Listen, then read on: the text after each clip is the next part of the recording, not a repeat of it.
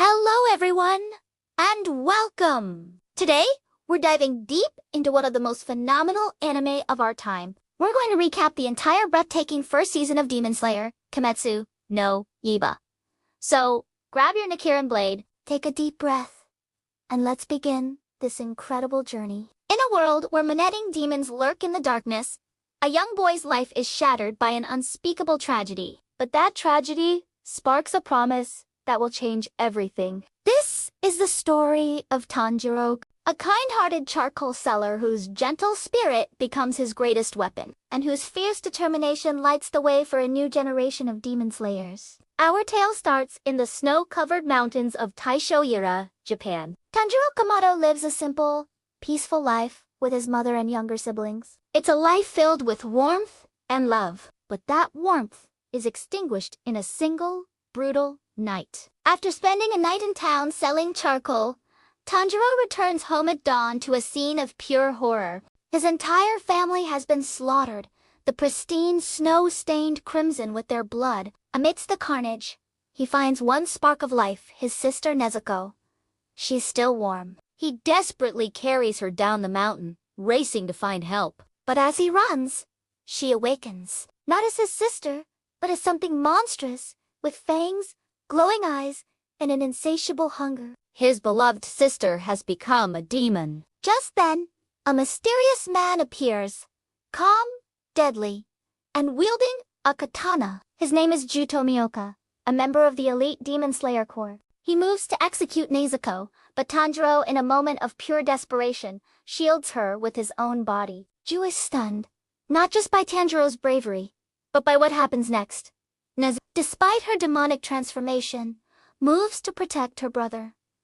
Seeing this impossible act, Ju spares them. He gives Tanjiro a single instruction. Find a man named Sakanji. He might hold the key to becoming a demon slayer. And maybe, just maybe, finding a cure for Nezuko. Carrying Nezuko in a specially made box to shield her from the deadly sun, Tanjiro begins his quest. At night, they're attacked by a temple demon. For the first time, Tanjiro fights back. But his raw courage isn't enough. Just as he's about to be overwhelmed, a figure wearing a distinct red Tengu mask appears. It's Yuri. He dispatches the demon with effortless grace and then turns to Tanjiro, scolding him for his hesitation. Mercy, he says, has no place when fighting monsters who kill without remorse. But Urokodaki sees something in Tanjiro's eyes of fire, a potential that can't be taught. And so, Tanjiro's hellish training begins. Urokodaki's methods are nothing short of brutal. Day after day, Tanjiro swings his sword, dodges deadly traps, and runs down a mountain with dangerously thin air, all while learning the fundamental technique of total concentration breathing, a method to push the human body beyond its limits. His final test is seemingly impossible: to slice a massive, unyielding boulder in half.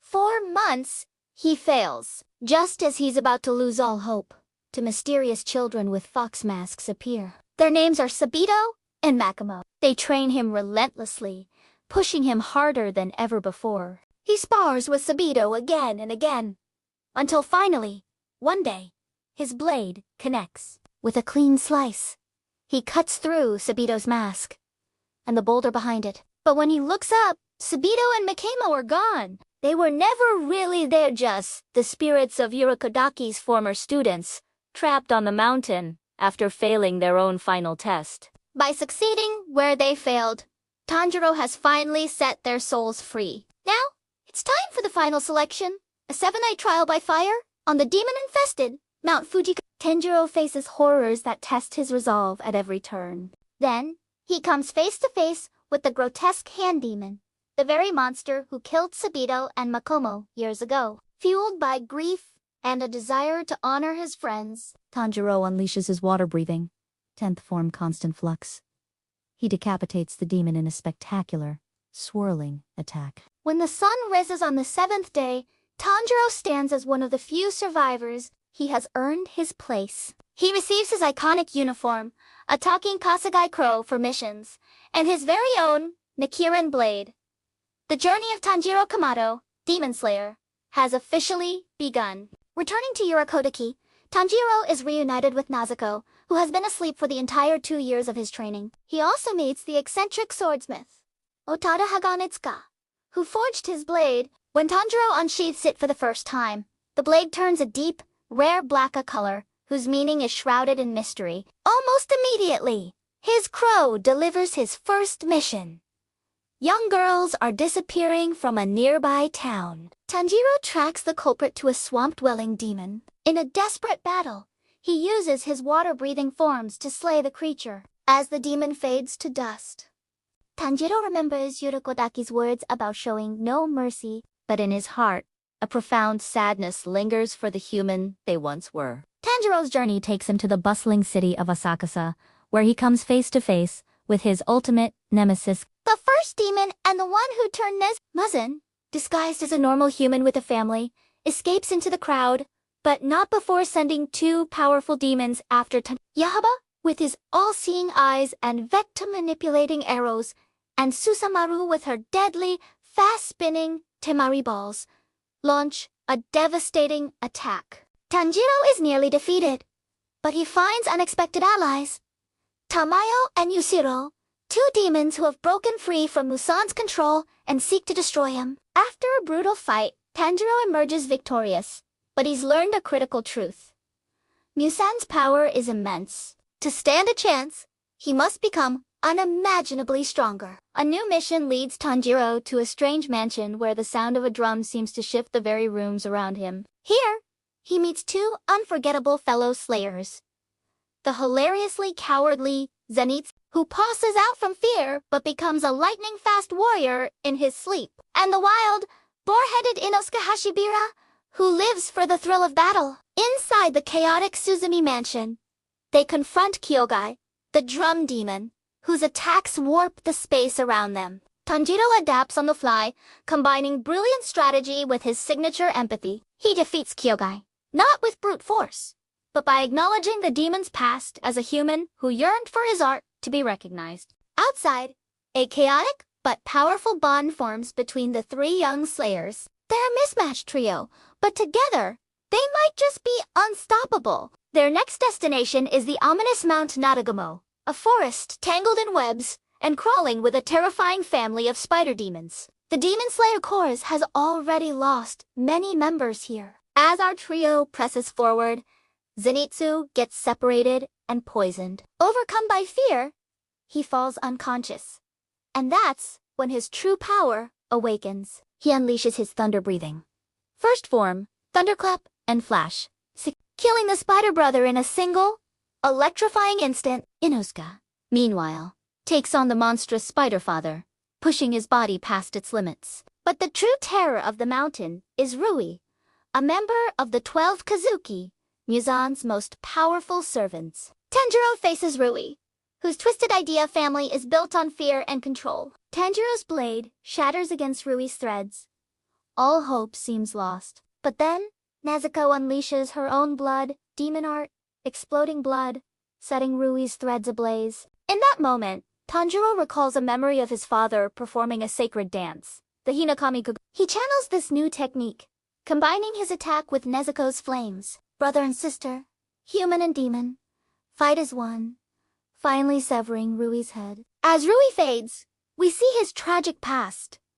A sickly boy who became a demon longing for a family, only to corrupt that dream with violence. Just as the battle ends, the elite pillars of the Demon Slayer Corps, the Hashira, arrive. Seeing a slayer traveling with a demon, they take Tanjiro and Nezuko into custody. Their fate hangs in the balance. At the Demon Slayer Corps' headquarters, Tanjiro and Nezuko are put on trial before the 9 Hashira, the most powerful swordsmen in the organization. Each is a master of a different breathing style: flame, water, wind, stone, and more. Most of them demand Nezuko's immediate execution. The aggressive Wind Hashira, Sanemi Shinazuwa, goes so far as to cut his own arm, trying to entice her with his blood. But Nezuko turns her head away, resisting her demonic instincts. Her act of will is proof enough for the master of the Corps, the serene and wise Kagaya Yu. He officially sanctions Tanjiro and Nezuko,